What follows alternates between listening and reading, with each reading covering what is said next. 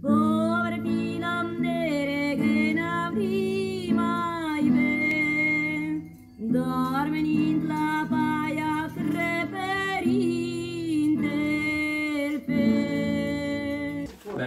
La Toscane, on a fait le tour de la Toscane. On a vu Marty, on a vu les descendants, on a fait les généalogies, on a fait un jumelage. Mais comme on sait qu'il y a d'autres Italiens à Valbonne, on s'est demandé d'où ils pouvaient venir en majorité. Donc on a été aux archives, on a ressorti les papiers et on s'est rendu compte que vraiment le gros de l'immigration italienne avant 1920 vient du Piémont.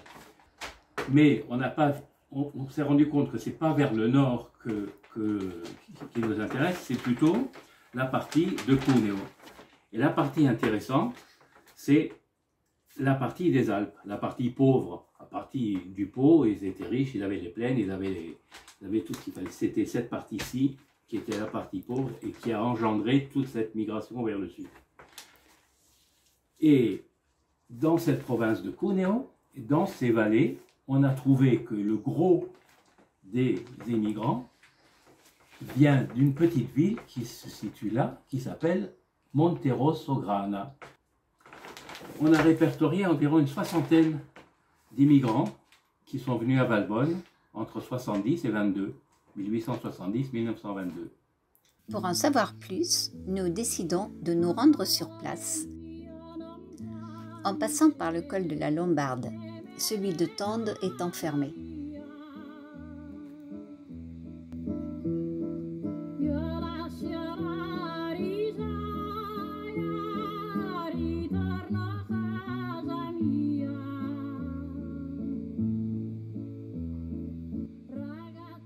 Nous découvrons le village de Monterosso Grana,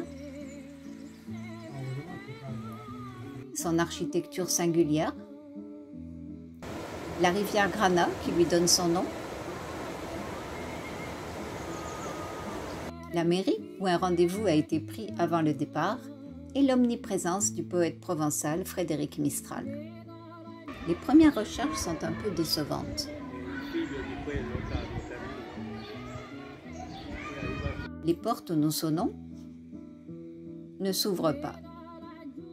Les patronymes identifiés sont peu représentés au cimetière. Le village d'aujourd'hui ne livre pas facilement les secrets de celui d'antan.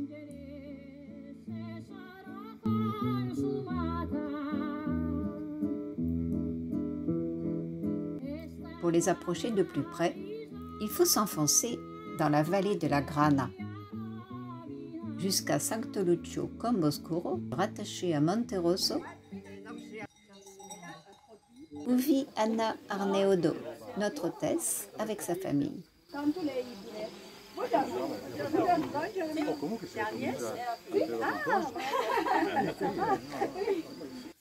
C'est elle qui va nous expliquer l'histoire de ce lieu.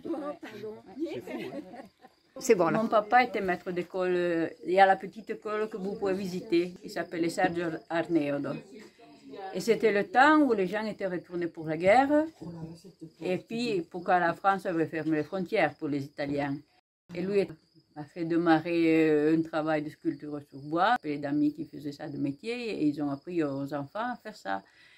Et après, il leur a appris que la langue qu'ils parlaient, ce n'était pas un patois de piémontais, mais c'était la langue d'oc, c'était le provençal, le même provençal que Mistral avait usé pour écrire Mireille. Il y a eu un peu une renaissance de notre langue, de notre culture. Après, ça a continué. Ils ont fait un petit journal, Comboscuro, qu'il est édité encore maintenant. Après, il a fait le musée, un groupe de musique. Vous verrez, il y a plein de petites choses qu'on a fait. Et papa est mort en 2013 et nous, on cherche de continuer.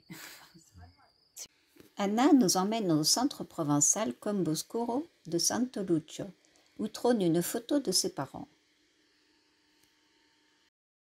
Elle nous fait visiter l'école, devenue un musée aujourd'hui, et nous donne même une leçon de provençal. Où va Pâques, va l'hiver.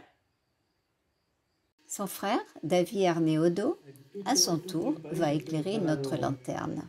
Allora, tutte le vallate di Cuneo, tutte le vallate che sono alla costa della frontiera parlano provenzale. Provenzale. Da tanto tempo? Che sa bene, sì, sempre. Che sa bene.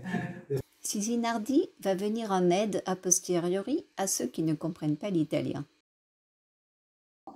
C'était une langue qui restait propre à eux et c'est resté longtemps un peu fermé dans ces vallées comme ça parce qu'il n'y avait pas d'échange encore entre la France provençale et l'Italie. C'était déjà là avant les migrants parce que peut-être par les ménestrels ou presque tous les habitants là parlent français malgré le provençal qui est là.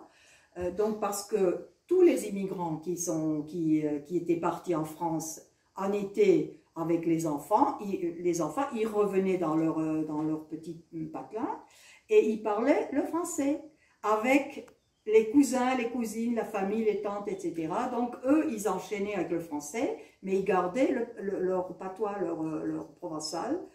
Et c'est pour ça que la majorité de ces gens-là, dans ces vallées, parlent le français. Ils comprennent bien le français. Anna a aussi convié l'historien Giovanni Martini, que nous allons interroger. Suzy, là encore, va nous servir d'interprète. Alors justement, il dit que quand les gens ils allaient travailler en Nice, donc ils cherchaient tous du travail évidemment, c'était la grande ville, tout le monde pouvait espérer trouver un job, que ce soit à la maçonnerie, dans les fleurs, femme de ménage, dans les hôtels. Les Français ils disaient mais combien de babis vous en avez là de l'autre côté, parce que les babis pour eux c'est un terme un peu péjoratif pour signaler les Italiens. Alors donc c'était des babis et les babis c'était des crapauds. Et ils ont pris la route. Pour eux c'était leur chemin, on prend la route. Et ils partaient avec des chevaux, des charrettes. Et ils transportaient tout ce qu'il leur fallait pour le voyage. Et ils amenaient aussi la grande meule parce qu'ils aiguisaient les couteaux. Ils les faisaient rouler là sur la meule, ils la faisaient rouler sur la route jusqu'à leur but, là où ils voulaient aller. Et ils passaient leur temps à gagner de l'argent pour pouvoir nourrir la famille après, pendant les mois d'été. Nous regardons à présent le petit village de Santo Lucio d'un autre œil. L'écomusée soigneusement préservé, le travail du bois de ces enfants d'hier dont certains sont devenus des artistes.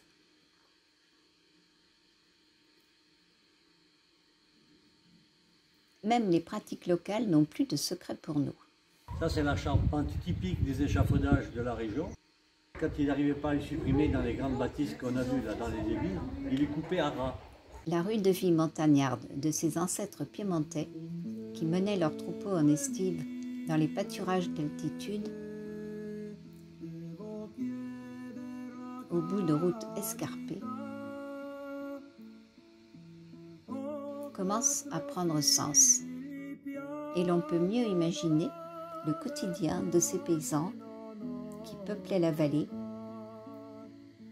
comme le montrent ces reconstitutions dans le village voisin de San Pietro Monteroso.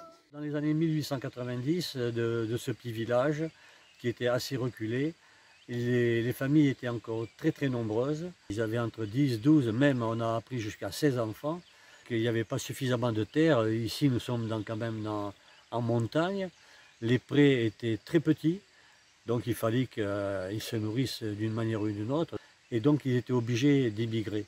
Ils partaient pour la France, on a appris qu'ils traversaient donc par l'école ici, et ils partaient tous, soit de mars à octobre, et les autres d'octobre à mars, pour faire les 2 saisons. Soit c'était pour ramasser les fruits ou les fleurs, ils faisaient beaucoup allaient sur Hyères, et pour cultiver, ils ramassaient l'œillet. Et d'autres étaient au Plan de Grâce, qui eux, ils faisaient le jasmin, la rose sanctifolia, l'olive. Donc ils faisaient tous les travaux possibles et imaginables pour revenir au pays avec un peu d'argent, des vêtements, de la nourriture pour les familles qui étaient restées sur place. Voilà.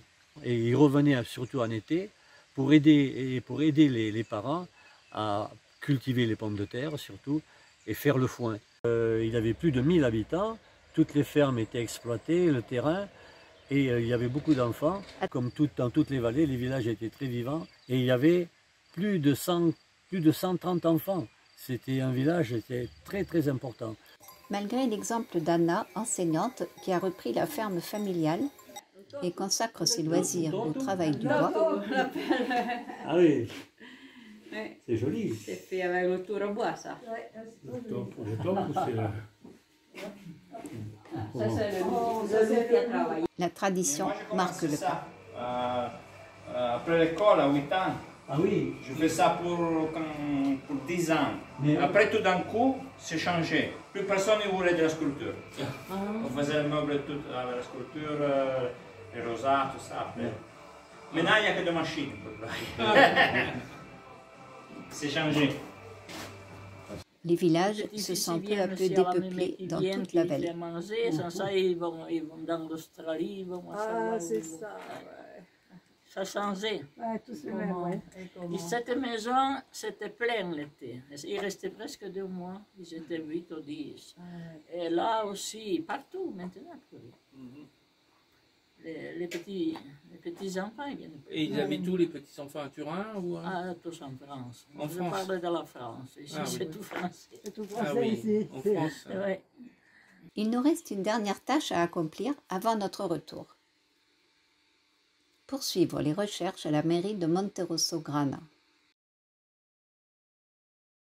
Alors, à l'occasion de la visite à Cannes de l'exposition Ciao Italia, on a retrouvé une amie qui habite le Canet, qui fait partie de cette exposition, dont les grands-parents sont de Monterosso. Et donc, on a voulu en savoir un peu plus sur cette famille, principalement à la mairie, et on a réussi à avoir des informations, pas autant qu'on désirait, mais on a surtout pu se rendre compte que sur les registres de demande de passeport, on voit qu'il y a énormément de ressortissants de ce village qui sont partis vers la France. On n'a pas trouvé beaucoup de traces sur Valbonne, mais il y en a beaucoup sur Vallauris, Antibes, le Canet et même plus loin, Marseille. C'était vraiment passionnant. Partire partirà, partir bisogna, doconderà nostro sovrano, chi prenderà la strada di Bologna.